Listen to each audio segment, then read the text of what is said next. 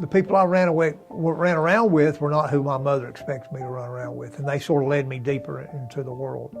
So at age 17, I got my fingers cut off, and that sort of changed a lot of stuff around. No longer could I go into the Army, which I was wanting to do, and all the drug use I did, that was curtailed for a while because I was in the hospital. Missed graduation. I never graduated from high school because of that.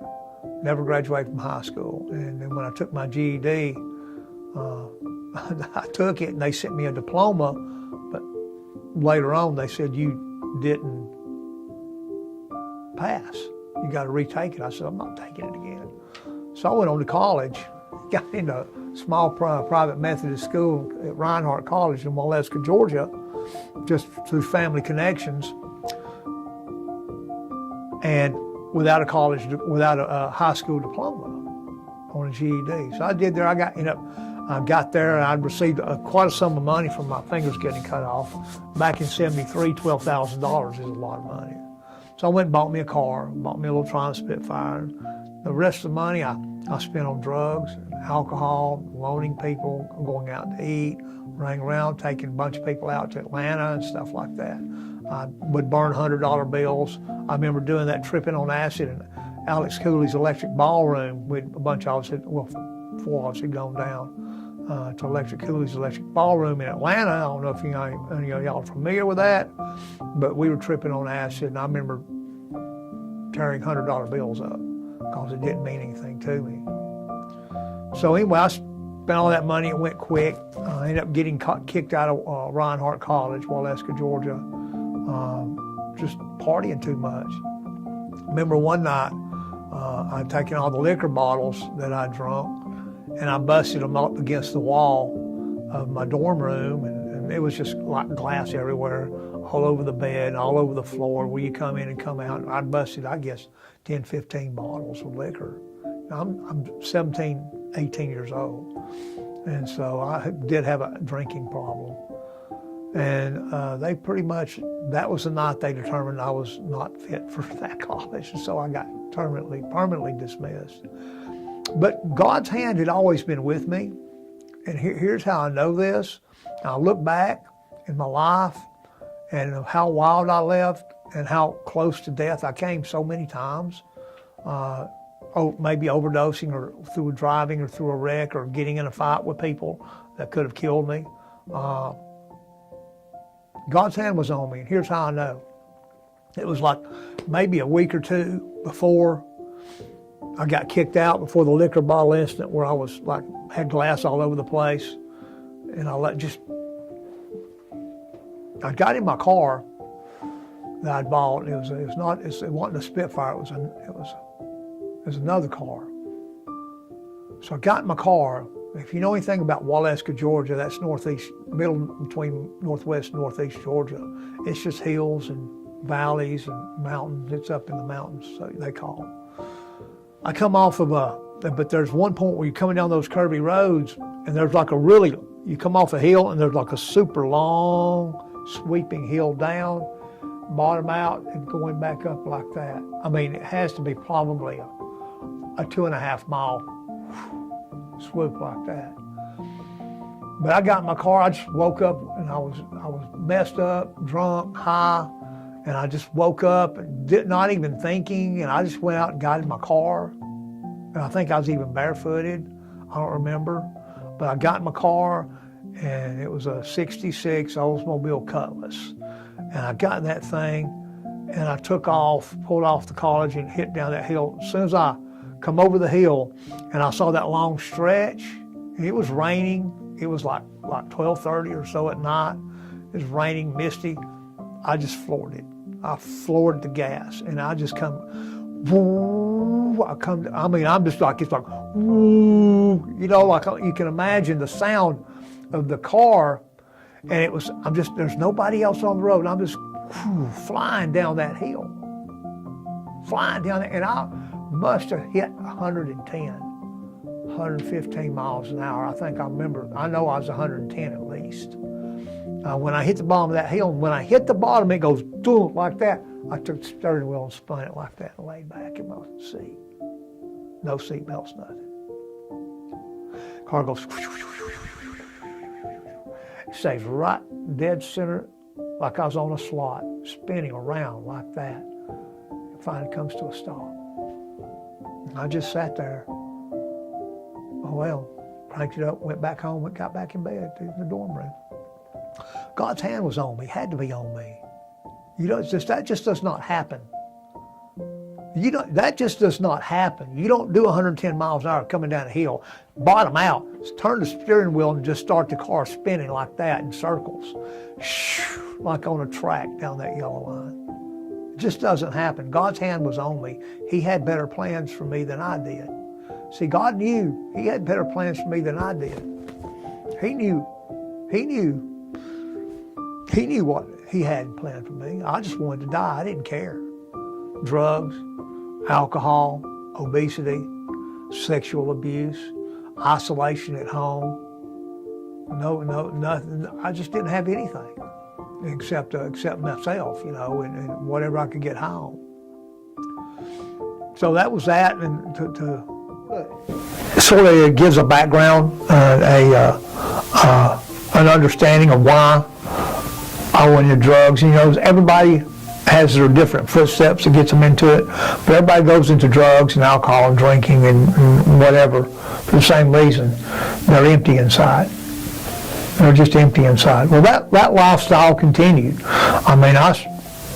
It continued throughout my entire life. I always smoked weed. I went back and forth between hard drugs, coke, PCP, methamphetamine, LSD, mushrooms, you name it, except heroin. I only did that once. But I don't want to glorify the drugs here, and that's what sometimes you have a tendency to do. Over the years, I got involved in I was married for a while. In 1985, I started a local access TV station called UCTV. Managed and owned and operated that for 3 years. It was quite successful. Ended up selling it. I went to work for Channel 3 in Chattanooga, Tennessee. The whole time I'm still drinking and drugging, right? Went to work for Channel 3 in Chattanooga, just as empty as I could be inside. Full of life on the outside. I was a funny guy. I had a good time, didn't mind having a good time. I wouldn't mind fighting. Fighting was okay, didn't particularly care for it, but I was okay with that too, didn't matter to me. So I continued, then I met a woman, ended up getting married. Linda is her name. And we were together for almost 6.5 years. I moved from Georgia to Texas and went in and got some more college there in Texas. And then in 1997, Christmas of 97, I moved back to Georgia. And when I moved back to Georgia, I had done very good in school, Southwest Texas State University. I was on the Student Supreme Court. I was Chief Justice. I was the president of the Political Science Honor Society. I was working on my master's program in political science. The whole time still drinking and smoking weed. Drinking and smoking weed the whole time. Never ever quit that. Never. So you can maintain. You can maintain on drugs. You can get high, you can drink, you can maintain. But you just are empty on the inside. And I know you are. And because I was.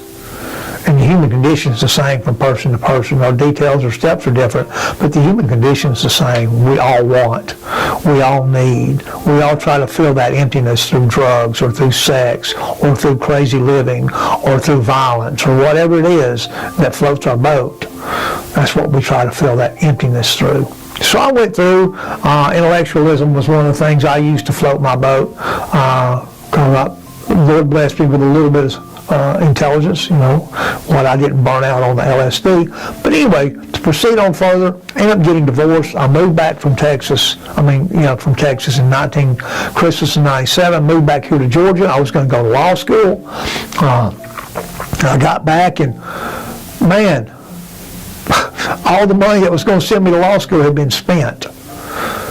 my mother had agreed that my aunt had some money. They were going to spend that, put me in law school. We had an agreement. I was going to get in, come back, and the money's gone. So that really, really hit me hard. My Aunt Olive passed away. She died. And I was going to share this with you. If you ever get an opportunity to comfort someone and hold their hand as they die, as they leave this world, do it. Don't be afraid of it. Death is a natural transition of the human experience. It's part of what we do. The question is, are you ready for what's on the other side? There's only two places. There's heaven and there's hell. You got to make a choice. Whether you believe or don't believe that, the fact is it's still there. So anyway, I was headed to go to law school. My master's in political science, except for completing the thesis. I was headed for success. I was going to go study space law. That's what I was going to go do. And then I get home and the money's gone. I've moved from Texas. I'm a 1,000-mile trip. I'd spent all my money. I left Texas, left my political science, left my TA position. I left all this stuff to move home because on the promise that I was going to go to law school, and I get home and the money's been spent. This, my father passed in '84, so this was some years later. He wasn't around at this time. And so that really messed me up. And then my Aunt Olive died, then another friend died, and then a woman that I had gotten into an affair with, she was separated from her husband. Known her for a long time, and we fell into an affair. And she got pregnant. Didn't tell me, didn't say anything to me about it, just went and aborted the child because I didn't love her. And that was it. She went and aborted the child. And when I found out about that, and how I found out was she brought me the sonogram of the beating heart of that baby boy and gave it to me. And it broke me, and I went off into a real deep despair. I lost hope. And I got really deeply into methamphetamine, heavy drugs, heavy drug use, multiple days at a time, staying up. I got into studying the occult, numerology, Kabbalah, astrology, again, tarot cards to repeat, and putting all this stuff, cold reading people. I'd stay up I'd get off, go do a job. We'd go out and work someplace like in St. Louis. Well, I'd make a couple of $1,000, $2,500. I'd come back 7 days. I'd spend it all, and I had slept one time. So then we had to borrow money to get back out on the road to go to work. Christian, I thought I was saved. I'd talk about Jesus when I was high on drugs. I would pray to Jesus. I would pray to Jesus wanting to get a successful hit of methamphetamine in my arm and to get a good register because my veins weren't good. And that's how deluded I was. So I went to the back room of where I was staying, and it's just a mobile home, just an old beat-up home that they used to cook meth. And I fell on my face on the floor and just started crying out for God to kill me. I said, God, I want to die. That was it. That's all I prayed. God, kill me. I want to die. Just kill me. I want to die. Just kill me. And there was no sinner's prayer, no altar call, no baptism, none of that stuff. Nothing. Nobody else. It was just me, naked before God in my sins, and I was broken. And I don't know how long I was on the floor crying, broken, sobbing. But after a period of time, I came to my senses and realized that I was still alive. I wasn't dead. So I got up off my face on the floor, and I got up on my knees, and I put my hands up, genuflected. I said, God, you didn't take my life, so I'm going to give it to you now. I don't want it anymore anyway. Do with me what you want. And when I did that, when I surrendered, when I quit fighting God, I surrendered completely. Let Him have His way with me. That's when things changed. It was a change in the lighting of the room. Something changed. It became, instead of a heavy oppression, it was a lightness, and came into me, and I started laughing. And I got born again. And I've been sold out for Him ever since. Just want to let you know that when that happens, when you do sell out and you do commit your life to Him completely, that's when the enemy's going to attack you. The fight starts. That's when they really come at you. Because before that, you're lost and hellbound. They don't care. You do what you want. You can play church all you want. Go ahead and dress up in your suits. Go ahead and say your sinner's prayers. Go ahead and do that stuff. Go ahead and do the stuff you're keeping secret. But until you get born again, you're Satan's property. He's going to own you, and he's going to own you and take you down to hell. But once you get born again, you get covered with the blood of the Lamb of God, and you become the property of Jesus Christ at that point. And you become his property. You become his servant. You become his slave. And at that point, things change. Then the spirit world picks up. You think you've had struggles before? Get born again. But that's okay, because God's called you to a battle. See, he's taking this generation. It's coming up from drugs, from perversion, from prison, from street life, whatever, from sexual abuse. He's taking you from all that. He's raising a generation up for this end time battle.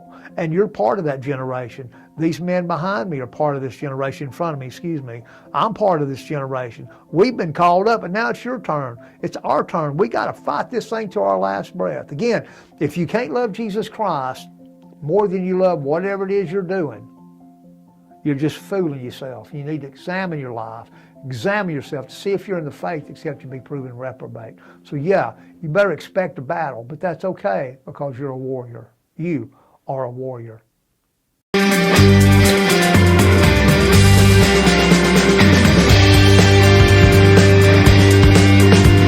We want to thank you for watching RedefiningAging.us. I'm John District, your host. And our goal for the series is pretty simple. We just want to enhance the quality of people's lives. So if you know of an event that you think would be one for good for us to cover, please fill out the form on our website, and not only the event and what it is, where it is, when it is, and if there's a person you know that you think would be a good person for us to do a testimony on in some event, please let us know. And if you want a fuller description of my testimony, you can either go to johndistrict.com and look under ministry, or you can go here at redefiningaging.us. We appreciate your viewership. God bless, and hope to see you on more shows.